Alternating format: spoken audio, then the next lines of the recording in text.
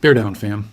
Cole Kmet is one step from the Chiefs, and in a minute, I'll break down why this move actually benefits Kansas City way more than it benefits the Bears themselves, and why Ryan Poles might be sitting back waiting for something better before he pulls the trigger on this trade. 4 separate reports in under 72 hours confirm the connection, and according to ESPN and Jeremy Fowler, folks at Hallis Hall already know this summer decides their tight end's future. Meanwhile, Joe Thuney is getting older, and no, this ain't doom and gloom. He's the number 5 guard in the entire league, according to that same ESPN report. And in a bit, I'll get into the exact technical detail a rival scout revealed this week, the one that explains why at 33 he's still untouchable on Chicago's offensive line. And to close things out, something almost nobody in the Windy City is telling you in full. Noah Gray, the guy set to inherit Travis Kelce's throne in Kansas City, signed for $18 million last year, and his production got cut in half. That changes the entire landscape of this negotiation, and I'm breaking it down right now. Bear down, fam. Okay, fam, let's take this one seriously, because what's happening with Cole Kmet right now isn't one loose rumor from a single insider chasing clicks. 4 separate reports from 4 separate outlets in under 72 hours, all pointing the same way. Kmet could be on his way out of Chicago, and at least 4 real franchises are willing to pay for him. Let's start from the beginning, because the timeline matters here. Kmet signed a 4-year, $50 million extension ahead of the 2023 season. At the time, it made total sense. He was the starting tight end, a consistent producer, and the Bears needed certainty at that spot while they finished developing Caleb Williams. Then came the 2025 draft, and Ryan Poles took Colston Loveland with the 10th overall pick, a first-round tight end. And in case that signal wasn't loud enough, in the 2026 draft, Chicago invested in the position again, taking Sam Roush out of Stanford with pick 69. 2 tight ends in 2 straight years with day 1 and day 2 capital. Fam. No GM does that by accident. That's a front office telling you, without spelling it out, exactly where that position is headed. And this week, ESPN's Jeremy Fowler published his ranking of the league's top tight ends for 2026, and that's where this whole thing blew up. An anonymous executive from another team told him, word for word, that Kmet is still a quality player who's friendly for a young quarterback, good in the run game, but that the Bears need to find ways to get Kmet and Loveland on the field together. Listen closely to that line, because in NFL speak, when a rival executive says 2 players need to share the field, what he's really telling you is that they probably won't manage it. And one of them ends up out. Kmet landed as an honorable mention on that ranking, nowhere near the top 10. And for a player on a $50 million contract, missing the top 10 at his position while his own team already spent 2 high picks on his replacement, that's a signal any analytical fan has to take seriously. Let's start with the Chiefs, because tactically this is the most interesting connection of the 4. Fansided's Austin Bundy was direct about it. He wrote that Kansas City can't turn to back up Noah Gray for a reliable production, even with Patrick Mahomes as his quarterback, and that acquiring Kmet sets up a smoother transition at the position until the team plots a draft or free agent replacement down the road. That mention of Noah Gray isn't filler. Look at the numbers. Gray has spent 5 seasons in Kansas City with more than 1,000 career receiving yards and 124 catches. But he went from 40 receptions and 437 yards in 2024 down to just 21 catches and 178 yards last season, while taking on more of a blocking role and fewer chances in the passing game. Almost half his production vanished in a single year. Translated into real football terms, Kansas City doesn't trust Gray to be Kelce's successor. And here's the piece of data that gives this whole story real weight. Kelce, at 35 years old, dropped from 97 receptions in 2024 to 76 catches, 851 yards, and 5 touchdowns in 2025. First time in years, he hasn't cracked 1,000 yards. I could be wrong, but to me, those numbers say Kelce's clock has already started counting down, even if nobody in Kansas City wants to say that part out loud yet. Now the financial piece, which is where this trade actually gets complicated. Chicago is reportedly asking for a 3rd-round pick for Kmet, per that same Bundy report. Kansas City has to think twice, because on top of the pick, they'd also absorb Kmet's cap hit. $7.75 million in 2026, jumping to $15.425 million in 2027. That nearly $8 million jump in 1 year matters for a team already splitting its budget between Mahomes, Rice, and the rest of the offensive roster. My honest read, the offer makes near perfect football sense and shaky financial sense. Kansas City needs the player, sure. But paying a 3rd rounder and absorbing a cap hit that nearly doubles in a year for a tight end who already lost his TE1 job on his own roster is something Andy Reid's front office is going to chew on slowly, not urgently. Here's the second leg of this story, and it's the one fewer people are talking about. The Broncos also got linked to Kmet this week, according to a report from Denver Broncos community syndicated on Yardbarker. Bleacher Report's Christopher Knox had already written back on April 12th that moving Kmet could free up cap space for Chicago while opening the door for Loveland to take on an even bigger role. That confirms the pattern. This didn't start last week. It's a conversation that's been cooking for months. What's interesting about Denver is they already have an internal option that might make them hesitate to spend real capital on Kmet. The Broncos drafted Justin Joly out of NC State in the 5th round this year, and the Athletic's Nick Baumgardner called him one of the biggest sleepers of the entire class. He described him as a project, someone you might never get true first down blocking power out of, but athletically a bit of a mutant, 6'3", 241 pounds, with great vertical speed and enough wiggle to separate at the top of routes. If Denver already has a tight end with that kind of athletic profile sitting on the roster, the urgency to pay for Kmet drops quite a bit. I could be wrong, but my read is Denver sees Kmet more as a veteran insurance policy than an urgent need, while they wait to see if Joly shows up in training camp. The third leg is Carolina, and here I have to be honest about the limits of this one. Last Word on Sports described Tommy Tremble and Jatavian Sanders as a complete disappointment at tight end for the Panthers, and framed Kmet as the piece that would put that offense at an MVP level. That's the writer's own evaluation, not a quote from anyone inside the organization, and I want to flag it as such because part of what makes this channel different is not treating a writer's opinion as confirmed information from a front office. That said, the football argument holds up.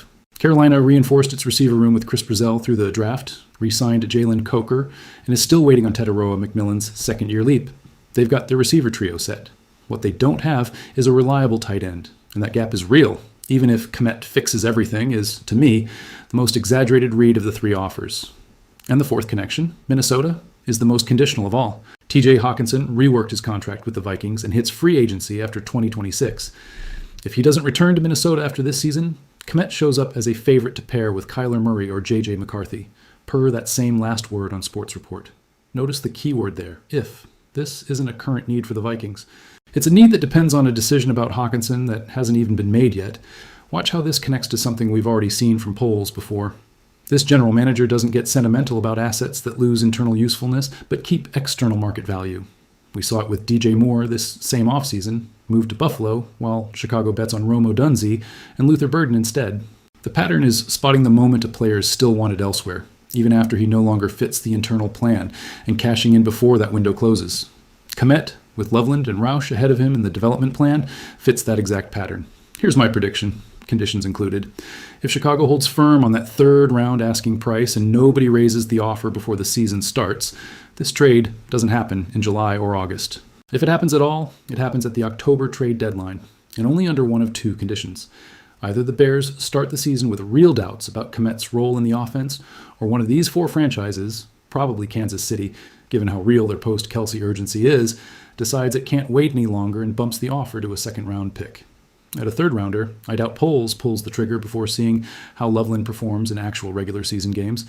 Bro, this might sound contradictory, but stick with me because it's one of the most interesting stories on Chicago's entire roster this summer. Here's the setup. The Bears acquired Joe Thuney via trade from Kansas City last season, specifically to protect Caleb Williams. What happened next beat any reasonable expectation. Thuney won Protector of the Year in 2025, led every guard in the league in pass block win rate, and helped build, alongside Drew Dahlman and Jonah Jackson, the best interior offensive line Chicago had had in years. This week, in that same Fowler survey for ESPN where the Kmet story broke, Thuney was ranked the number 5 interior offensive lineman in the entire league. Top 5 at 33 years old in a position where physical wear usually starts showing. And here's the piece I think is the most honest part of the whole report. A league scout told Fowler, word for word, that Thuney is losing a little lateral quickness, but he's so technically sound and tough and sturdy and stronger than you'd think that it doesn't really matter. Listen closely to that, because most fan analysis stops at the first half. He's losing quickness and leaves it there. The scout finished the thought by saying, technique fully makes up for that physical decline. That, tactically, is exactly what separates an elite guard from a guy who just has a good roster around him. Lateral quickness is the first thing that goes with age on the offensive line, because it runs on pure explosiveness. Gap integrity, leverage, hand usage, timing in a double team, that gets built over years of repetition, and Thuney has it at a level that offsets the physical decline. That same report confirms he was the league's third best guard in run block win rate at 77% last season. There's no decline in those numbers. There's a player aging the right way. This connects directly to something Chicago needs to solve heading into 2026. Drew Dahlman retired this offseason, and now Garrett Bradbury and Logan Jones are competing for the starting center job. The Bears' interior line is going to have a new piece next to Thuney, without the continuity it had in 2025. In that context, having Thuney as the technical anchor, someone who can communicate protection calls and hold the level of play while the center spot gets sorted out in camp, is exactly the kind of veteran presence a team needs during an internal transition season. A rival coach in that same report said flat out that Thuney kicked their ass last season. He signed a 2-year extension in 2025 that keeps him in Chicago through 2027, giving the Bears guaranteed continuity at the one spot on their line that stayed rock solid, right when the center job is the biggest question mark. I'll be direct here. Somewhere between 34 and 36, technique won't be able to fully cover for the physical decline anymore, and that happens to every elite lineman eventually, no exceptions. But based on the level of technical mastery this report describes, I think Chicago has at least 2 more seasons of Thuney playing at an all-pro level or close to it. For an offense, building a real contention window around Caleb Williams, that kind of stability is priceless. And to close things out, fam, I want to circle back to Kansas City for a second because there's a story inside the story that almost nobody is telling in full. Everybody's talking about whether the Chiefs will pay for Kmet.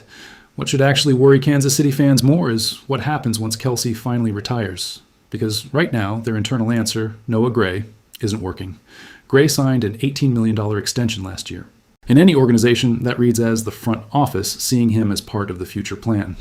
But his production dropped from 40 receptions in 2024 to 21 last season, and that's not a dip caused by injury or bad target luck.